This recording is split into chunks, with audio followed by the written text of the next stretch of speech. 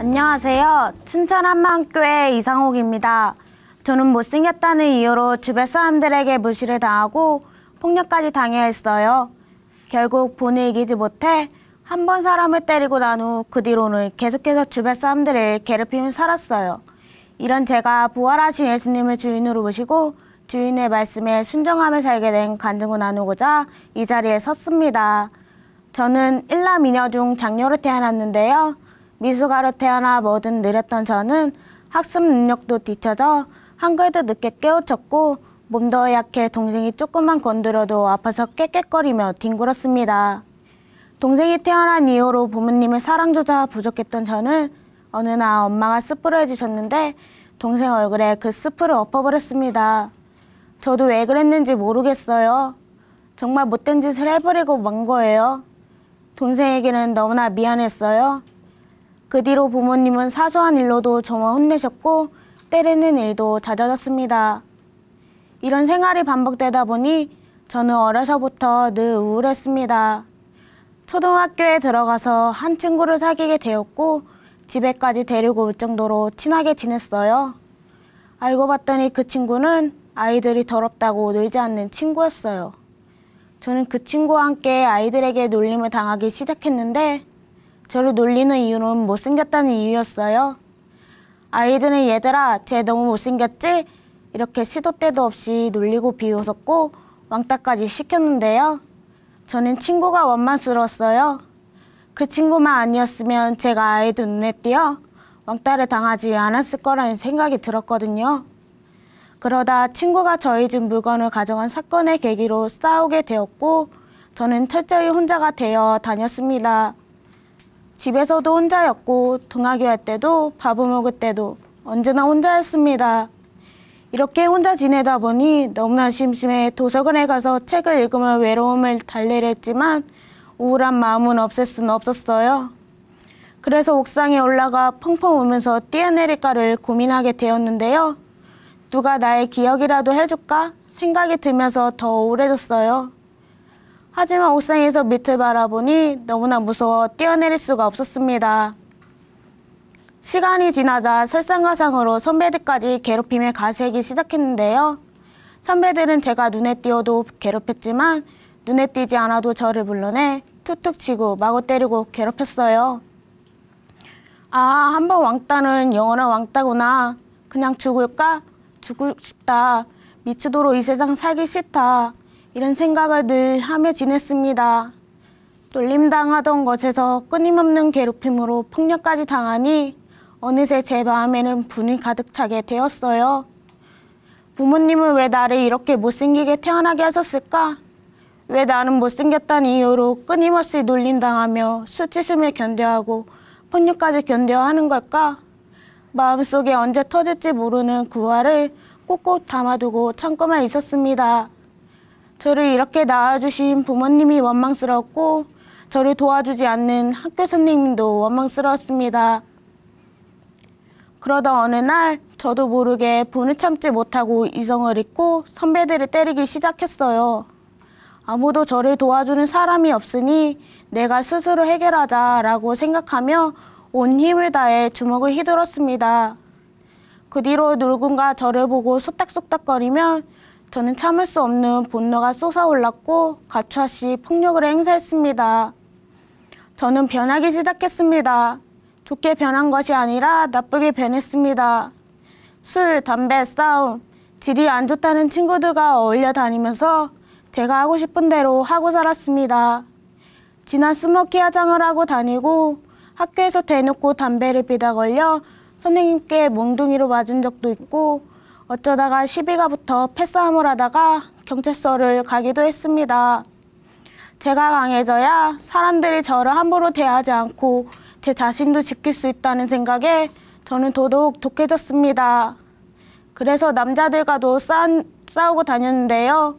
남자도 이겨야 더 강해진 거라 생각했거든요. 저에게 시비 거는 아이들이 있으면 머리채를 쥐어잡고 무릎으로 때리고 발로 차고 온갖 잔인한 짓을 마다하지 않았습니다. 왕따당했던 제가 아이들을 왕따시키고 만만한 애들에게 돈을 뺏기도 했습니다. 돈 내놓으라고 해서 없다며 가차없이 때렸습니다. 맞던 아이들의 얼굴에는 피멍이 들 정도였습니다. 싸움을 할 때도 비웃으면서 상대방의 기분을 상하게 했고 상대방이 다치는 것을 보면서 오히려 내가 이겼다며 기뻐했습니다. 저는 점점 더 사악해져만 갔습니다. 악한 짓을 하면서도 양심의 가책을 느끼지 않았고 아무 감정도 웃음도 없는 그런 청소년기를 보내게 되었습니다. 가정에서라도 사랑받고 싶었지만 가정에서의 폭력은 더 심했습니다. 어렸을 때부터 술고린 아버지의 폭력으로 인해 뺨을 맞는 것은 기본이었고 발로 밟히고 말도 안 많고 맞고 자랐습니다. 주먹으로 머리를 맞고 원성폭력도 당하고 주먹으로 맞고 정말 지금 생각해도 너무나 끔찍해요. 그때부터 남자들을 혐오하기 시작했습니다. 자연스럽게 집에서 탈출해야겠다는 생각만 하고 살았고 집에 들어가기 싫어 친구 집에서 잔 적도 많았습니다. 저는 기숙사가 있는 회사에 들어가게 되면서 집에서 탈출할 수 있었습니다. 그리고 한 친구의 소개로 남자를 만나게 되었습니다. 처음 만난 그 형제는 눈만 크고 삐쩍 마르고 못생겨 마음에 들지 않았습니다. 하지만 의지할 거 없던 저는 만남을 계속 가졌습니다. 그러다 그 형제의 가족들이 예수님을 믿는다는 것을 알게 되었고 어느 날 그 형제의 가족들을 보게 되었는데 큰언니가 예수님 믿니? 라고 질문을 던졌습니다. 무기였던 저는 친구를 따라 딱 한 번 교회를 간 적이 있었지만 지루하고 따분하고 관심도 없었기에 그 뒤로 가지 않았다고 대답했어요. 언니는 복음을 전해주었어요. 제가 지금까지 힘들게 살 수밖에 없었던 이유는 예수님을 믿지 않아서라고 하더라고요. 그런데 제 마음에는 부모님에 대한 원망의 마음이 있었기에 말씀을 온전히 들을 수가 없었어요. 더군다나 그때 당시 저를 집에서 내쫓고 연락도 하지 않는 부모님이 원망스럽고 미웠습니다. 제가 모아놓은 돈도 부모님께서 다 가지고 가셔서 저는 경제적으로도 힘들었거든요. 동생과는 연락이 되어 부모님께 연락할 수 있는 방법이 있었지만 제 마음에서 내키지 않았어요. 그래도 언니와 말씀을 나눈 이후로 한마음교회를 다니게 되었고 작은 교회 예배를 드리게 되었어요. 계속해서 복음을 들으면서 저도 예수님을 믿고 싶다는 생각이 들더라고요. 하지만 생각처럼 잘 되지는 않았어요. 다니는 회사마다 금방 잘리고 돈도 없으니 화도 나고 걱정도 되고 너무나 힘들었습니다. 모든 것이 막막하기만 했어요. 이렇게 힘들고 상처받고 아프게 살 거면 왜 태어난 거지? 이런 생각이 들면서 짜증이 멈추지 않았습니다. 자살하면 어떻게 되는 건가? 끊임없이 생각했어요. 저는 지쳐만 갔고 살아가 힘도 없었고 그렇지 않아도 까만 얼굴이 더 새까맣게 변했어요. 그래도 교회에 다니면서 얼굴이 밝아지나 싶었는데 저는 이전처럼 못생기고 무뚝뚝하고 일그러진 얼굴로 다니고 있더라고요. 어느 날 주대 동생한테 언니 잘 지내? 연락이 왔는데 저는 당연히 행복하지 단문을 했지만 전혀 행복하지 않았어요. 왜 내게는 한 번도 행복이라는 것이 오지 않는 걸까? 생각이 들었어요. 그러다 여름 수련회에 참석하라는 권유를 받게 되었어요. 솔직히 작은 교회 예배를 드릴 때는 좋았지만 그때뿐이었고 저는 먹고 사는 게 우선이었거든요. 가기 싫은 생각이 들면서 짜증만 들었는데 제가 있는 곳까지 언니가 데리러 와 어쩔 수 없이 수련회에 가게 되었어요. 처음에는 마음이 내키지 않아 말씀이 들어오지 않았지만 말씀은 들을수록 들어오고 제 자신을 돌아볼 수 있게 되었어요. 내가 얼마나 악랄하게 살고 있는지 정말 말로 표현할 수 없더라고요. 수련회 기간 중 말씀을 듣다가 한 말씀이 제 머릿속을 강타했어요. 만일 우리 복음이 가리웠으면 망하는 자들에게 가리운 것이라 그 중에 이 세상 신이 믿지 않은 자들의 마음을 혼미케 하여 그리스도의 영광의 복음의 강체가 비치지 못하게 함이니 그리스도는 하나님의 형상이니라. 마귀는 복음의 강체를 비치지 못하게 했어요. 하지만 하나님의 은혜로 복음의 강체가 제게 비춰졌어요. 부활하신 예수님만 바라보니 회개의 눈물만 나왔어요. 한참을 울며 기도를 하는데 상호가 내가 너를 기다리고 있었단다. 이런 마음이 들었어요. 예수님께서는 저를 오랜 시간 기다려주신 거예요. 너무나 감사했어요. 제자들은 처음에는 죽음이 두려워 다 도망갔지만 예수님께서 부활하신 후 성경 말씀과 예수님 하신 말씀을 믿었어요. 예수님께서 3일 만에 다시 살아나셔서 제자들에게 나타나 내 손을 만져보라 하는 것을 보면서 나도 한번 만져봤으면 좋겠다. 그러면 단 한 번에 회개하고 예수님을 주인으로 믿고 굴복했을 텐데 이런 생각을 하기도 했는데 아니었어요. 예수님의 부활은 역사적 사실이고 증인도 있어요. 이렇게 악하게 살아왔던 자를 인도해 주신 거예요. 부활은 모든 사람들이 믿을 수 있는 증거였어요. 저는 요한복음 말씀을 통해 죄를 알게 되었어요. 예수님께서 저희 죄 때문에 이 땅에 오셔서 나를 위해 십자가에 못 박혀 죽으시고 살아나셨어요. 그리고 저의 주인이 되시기 원하시는데 저는 지금까지 예수님을 믿지 않고 살았던 거예요. 제가 어둠 가운데서 타락한 삶을 살았던 것은 예수님을 믿지 않았기 때문이에요. 하나님 앞에서 제가 어떤 죄를 저질렀는지 알게 되니 가슴이 떨릴 정도로 두려웠습니다. 저는 하나님께 회개했어요. 예수님을 믿지 않고 산 죄를 회개하고 부활하신 예수님을 저의 주인으로 영접했습니다. 제 마음은 너무나 기뻤습니다. 만약 수련회에 참석해서 말씀을 듣지 않았다면 저는 계속해서 죄악 속에 빠져 헤매고 있었을 거예요. 저를 인도해 주신 하나님의 은혜가 너무나 감사합니다. 예수님을 믿고 나니 가족 생각도 나고 저를 괴롭혔던 사람들, 제가 괴롭혔던 사람들이 생각이 났어요. 온 세상이 악한 자 안에 처해 있다고 하셨는데 예수님을 믿지 않으면 다 마귀에게 존노릇할 수밖에 없는 거였어요.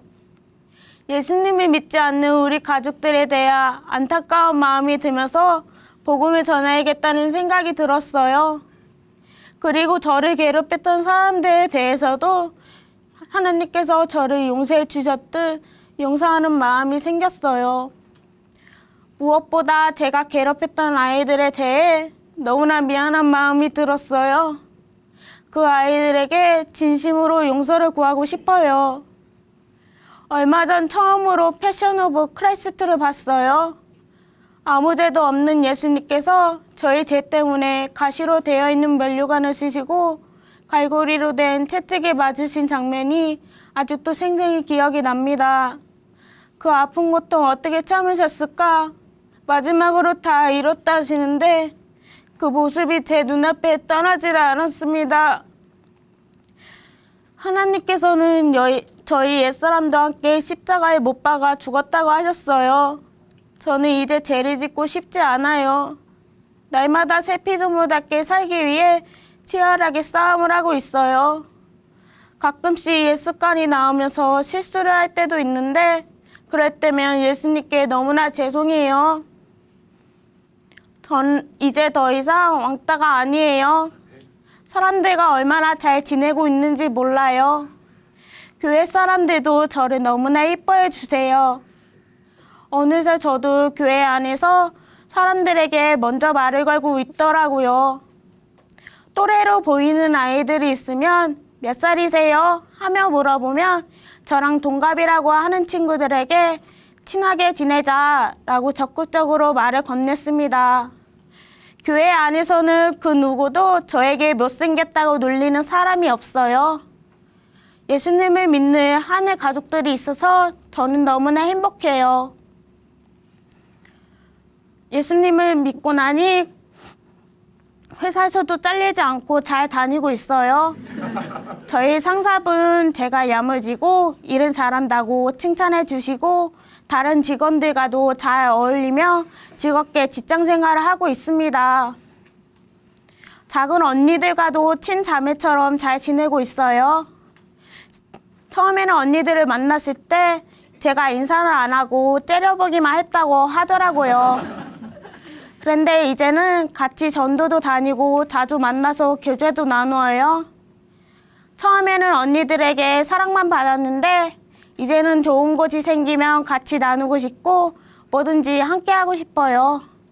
이제는 언니들이 정말 친언니 같아요.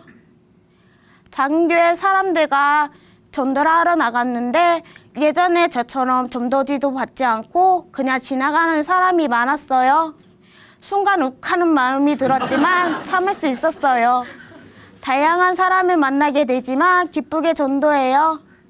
이제 오히려 이 세상 사람들이 예수님이 부활하셨다는 것을 모르고 사는 것이 불쌍하게 여겨져요. 한 번은 말도 안 통하는 외국인에게 아는 영어와 한글을 짬뽕해서 말했습니다. 아무것도 모르던 제가 예수님을 믿고 사람들을 사랑하게 되고 상황과 사람에 상관없이 기쁘게 복음을 전할 수 있다는 사실이 너무나 감사합니다. 앞으로도 어떤 어려움이 온다 해도 예수님이 주인이심을 놓치지 않을 거예요. 사람들을 미워하고 원망하지도 않을 거예요. 저를 정결하고 깨끗하게 해주셔서 감사해요. 제 얼굴은 여전히 까맣지만 저는 행복합니다. 마음이 행복하니 얼굴이 밝아져 사람들이 이뻐졌다고 해요.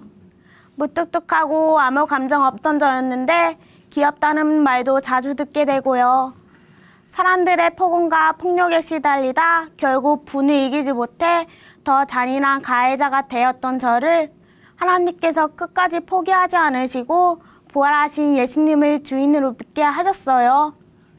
이제는 가해자도 아니고 피해자도 아닌 하나님의 온전한 자녀로 살게 하신 주님만을 위해 남은 삶 죽도록 충성하겠습니다. 예수님 사랑합니다. 감사합니다.